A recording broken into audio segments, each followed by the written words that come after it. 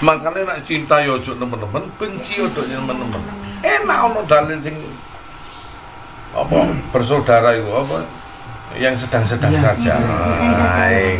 Ae kowe nak ceblok yo ora patek nemen lorone, munggah yo ora patek temen dhuwure.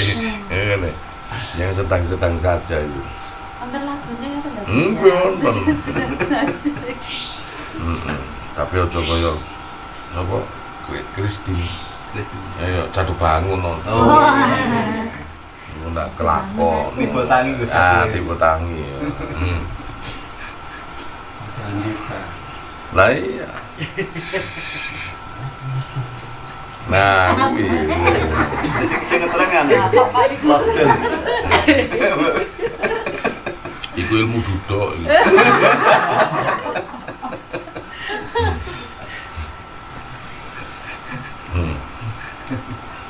Apa nak dilakoni urip dhewe anggere seneng ora masalah. Cuman rada apes ngono wis. Angge kok gak iso digelintur iki.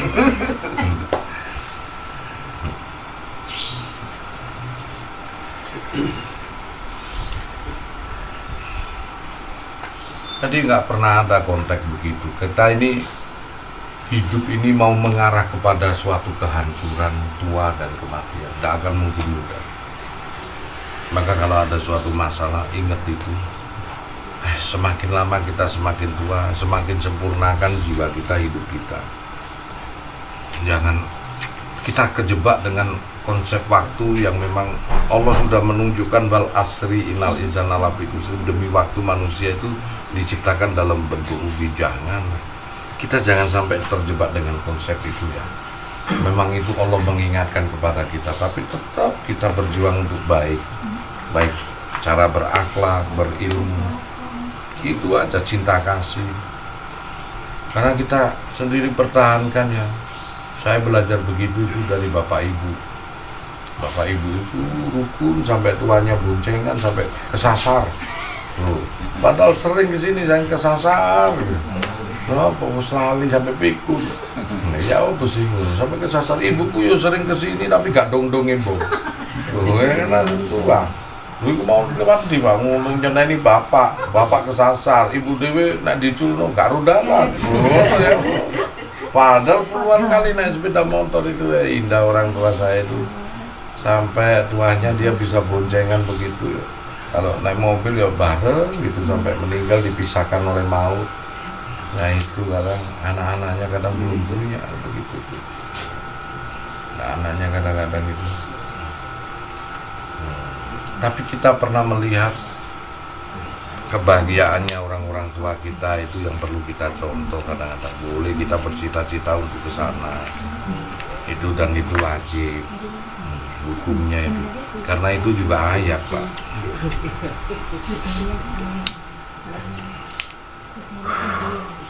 Begitu kita ini sudah dijadwalkan oleh Allah itu punya anak, kemudian punya putu. Yang disebut putu ini hati-hati, putusan seperti saya gitu. Wis arep ono putusane. Ini kita harus hati-hati. Punya anak karo putu, nah apa yang harus kita lakukan? Belajarlah kita untuk bisa mandiri dan sendiri. Karena suatu saat di antara kita pasti ada salah satu yang diambil Allah dulu. Nah, kalau kita kaget nanti kalau kita nggak belajar mandiri sendiri. Sing laki-laki yo ojo kedunya temen-temen piye carane. Nah, untuk yang biasanya nyimpan uang banyak saiki wis dipasrahke karo wong wedok wae ngono.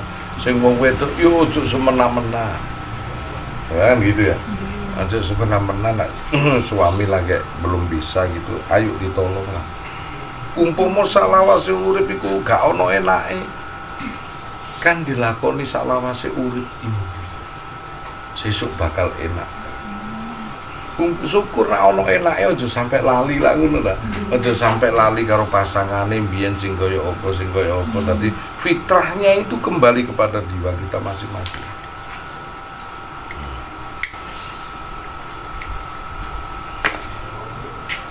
Nabi Nuh separuh hidupnya dari 950 tahun 500 tahun itu menangis terus.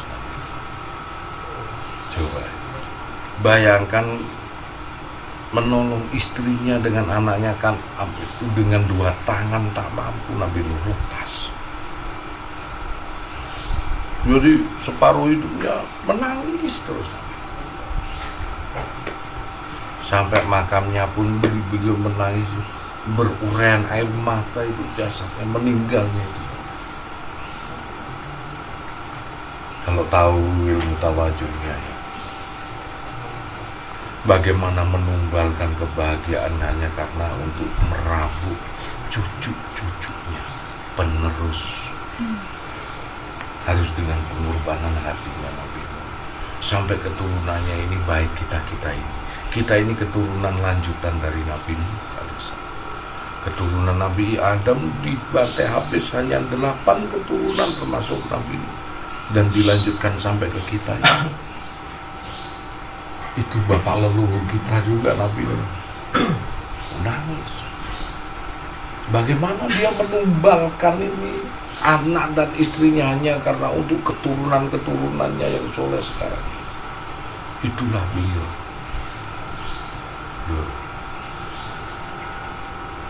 Kau tidak lihat kesusahannya Nabi Nuh tiap hari. Dia melihat sendiri maut berada di depan mata Nabi Nuh alaihissalam.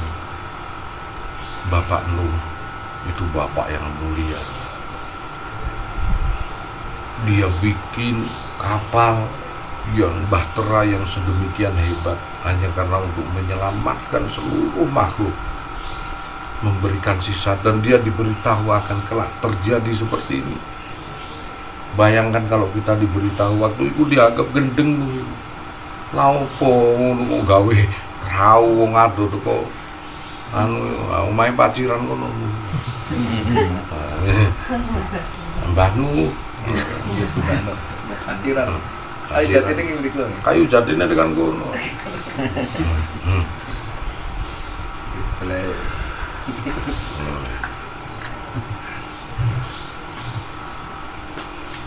Makanya disitulah konsep kita harus, bagaimana kita ini harus berwawasan kepada diri kita yang berlandasan kepada Allah Subhanahu wa Ta'ala. Itu sangat dibutuhkan sekali. Sangat dibutuhkan sekali. Apa yang harusnya kita lakukan di sekarang ini? Bukan saya ngajak yang belajarlah kita mandiri. Saya aja kalau cuci pakaian sendiri, saya selalu berdoa, ya Allah, jangan kau beri dosa anak dan istriku, aku lagi belajar sendiri. Jadi diminta, kalau enggak laknat Allah akan turun. Laknat Allah akan turun. Itu orang yang ku beri hafal kitab, kenapa kau tidak perlakukan dengan baik, itu pasti turun. Sedangkan seorang suami yang tidak diberi hafal kitab aja bisa kualat. Makanya saya kalau cuci pakaian sendiri, bagian dalam, saya selalu berdoa, ya Allah, jangan engkau beri dosa anak dan istriku. Sesungguhnya diriku sedang belajar sendiri, kelak kita manusia akan belajar sendiri. Kita hidup pun juga di kuburan belajar sendiri. Ya. Ono dalile iku. Ono selawat itu. Iya ta? Ajujukane omahku tanpa pantau, tanpa keloso, tanpa sana, tanpa kadang, namun amal kang dadi rewang. Hanya amalanmu yang jadi saudara kelak, nemani dirimu di sana. Makanya kalau kita sedang digerubuki orang, sedang dimuliakan orang, jangan sekali-sekali kita merendahkan orang yang lagi menyendiri. Suatu saat wong alok iku elok. Suatu saat kon ngilokno kon akan mengalami hal serupa dalam kesendirian. Munculkan di dalam dirimu suatu rindu. Rindu yang hebat kepada Allah dan Rasulnya. Kau akan berjumpa di sana. Nah, gitu, di hari sana kamu akan berjumpa suatu kenikmatan yang luar biasa kamu akan berjumpa dengan Allah dan Rasul. Dan dimunculkan di dalam diri kita itu suatu rindu yang hebat.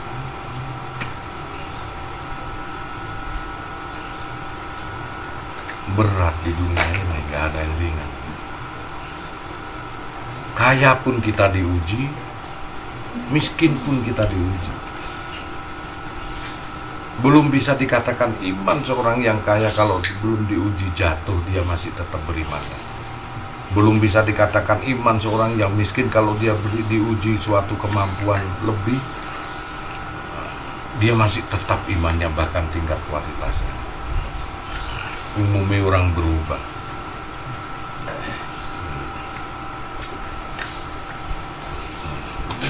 Doa ketetapan iman penting banget.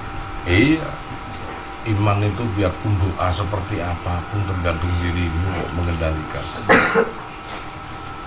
Betul.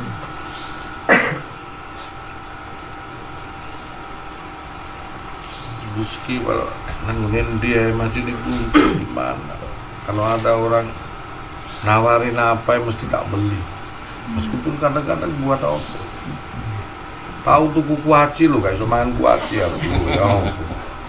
Kuaci piro deh? 10.000 tiga. Kamu bawa berapa? Kian ya wis satu tuh. Seneng kuaci gak? Nak pangan-panganan. Aku mau ngelamuti asine tok. Kowe tahu tuku kuaci ku karena gak iso tuku kuaci. Buru iki mana korek-korek sing nang ngene Pak Rois iki. Mobilnya Pak Rois. Oh, belum dijodoh ya.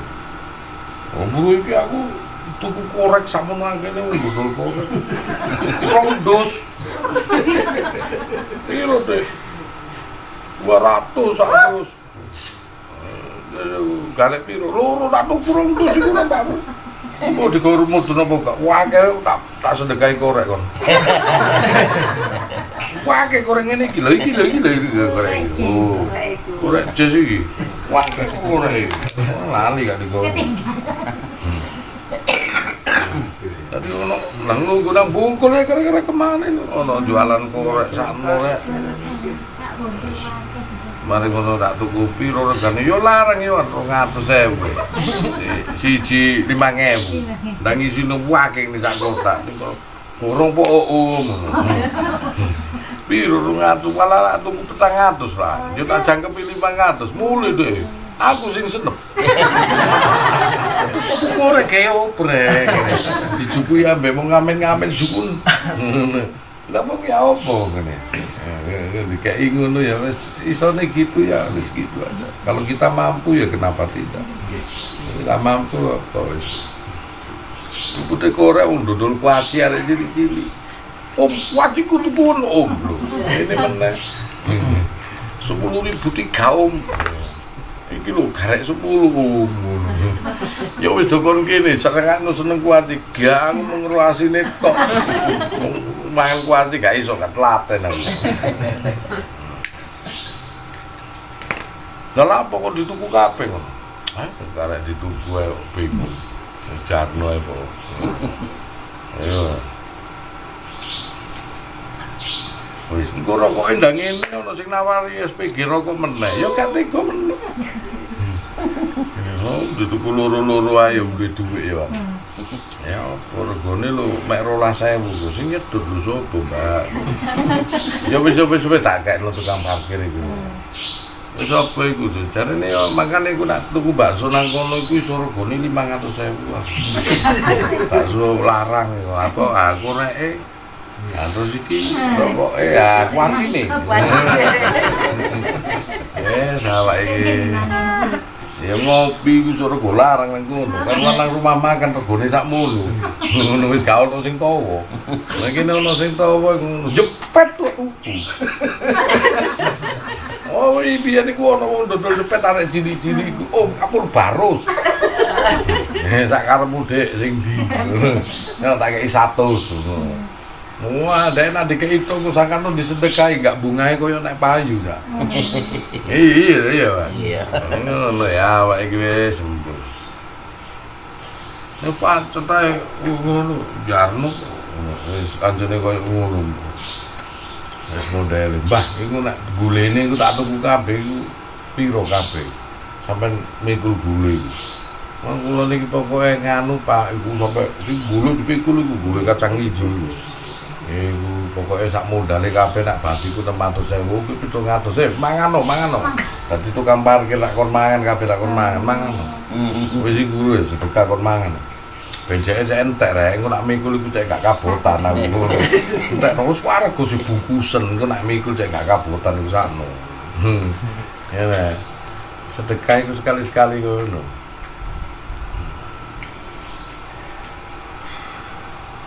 Ayo ono dodolan kalender sampai akeh kalender iki. Oh iya, ngono cilik-cilik. Aku dibeli juga om. Ya wis sak karepmu, Dik. Ya wis. Apa ya nak payu didol menen ora payu kekke wong bar wong isone ngono. Ha iku diberi kelancaran terus rezeki kita sama Allah. Karena kalau kita nggak tega, Allah pun juga nggak tega dengan kita. Bolak-balik kok. Kita nggak tega sama orang, Allah pun juga nggak tega. Sekali deh. Wah, rumusnya itu enggak. Aku itu kalau ngukir sejarah ya, tukang parkir, tukang gitu itu diukir sejarah. Caranya mengukir ya gini. Udah biasa dikasih 500, polisi cepek 1.000. Coba-coba kasih 10.000, 20.000. Dia akan mengukir dalam hidupnya kalau cerita. Saya pernah dulu jadi polisi cepek, nggak dikasih cepek, dikasih 100.000 kadang-kadang sama orang. Pernah itu pas menuju. Nah itu dijadikan prasasti sama orang tersebut. Yang lintasannya nanti akan berguna kehidupannya buat kita. Saya sedekah. Saya datangin orang tukang parkir ya. Kamu pernah saya cerita itu kan? Kamu itu dalam hidupmu sampai usiamu berapa Mas? 40 Pak. Dalam usia 40 itu paling banter kamu pegang uang itu paling besar berapa sih? 1 juta. Itu berapa kali dalam hidupmu? Cuma 2 kali. Terus yang terakhir kamu pegang 1 juta tahun berapa? 7 tahun yang lalu kira-kira Pak. Saiki golek duwe angel Pak gini. Iya. Tak kasih 5 juta itu jungkel. Bahkan lupa mengucapkan terima kasih. Saking senangnya, saking itu menggengen di dalam hati itu, hingga dia duduk ke bawah itu, dia mau ngomong apa nggak bisa ngomong, yang ada cuma air mata. Saya bilang wis iku rezekimu dongakno aku. Suatu saat kehidupanku itu saya cuma ngajarin orang demi Allah gitu, demi Allah. Di depan kepatian pom bensin itu ada 2 ruko itu diberi saya. Hanya gara-gara beli paving untuk masjid itu, orang yang punya paving dia, Masya Allah, terus kemudian nitipin anaknya ke saya. Dari nitipin anaknya ke saya itu kemudian lintasannya sampai dia paham betul bahwa anaknya ini belajar dari sini. Hingga diberikan ruko itu kepada saya. Gus pengen Gus, aku wis ikrar nak sing isuk nyandarke anakku, tak kasih 2 ruko. Saat aku sedekah kepada seorang tukang parkir itu, hingga berimbas kepada sesuatu hal yang tidak mungkin terjadi di diri saya, terjadi. Jadi intinya sedekah itu di fokuskan ke perasaan itu gitu. Iya, makanya itu ya kita nggak boleh memilih-milih sebetulnya. Kalau ada kenapa enggak. Kadang kita beri makanan pun juga ya sana ini ada sebuah bungkusan piruan Pak, ini 10 ribuan, ada berapa? 40 Pak. Sampai mulai cek enteng tak tuku. Iku kayak nunggu Pak siap pun mulai enteng deh. Kayak orang-orang ya, iya. Jangan kita beri sedekah itu ngenteni Jumatan toh. Jumatan berkah. Kan Jumatan toh, ya Allah iku Maha tahu. Paling tidak iku ngajari wong sing gak ento sedekah kan goleki Jumatan toh ae. Ngono, iku dipancing-pancing sama Allah iku jangan. Jangan sedekah itu juga jangan milih-milih, hati itu perasaan itu bagaimana. Untuk mana sing sedekah nak duwite akeh iku nang rondo-rondo ayu-ayu. Iku jenenge milih-milih kan. Sakno sing tuwek-tuwek expired iku.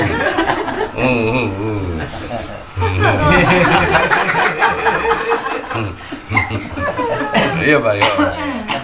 Sing tuwek iku sakno.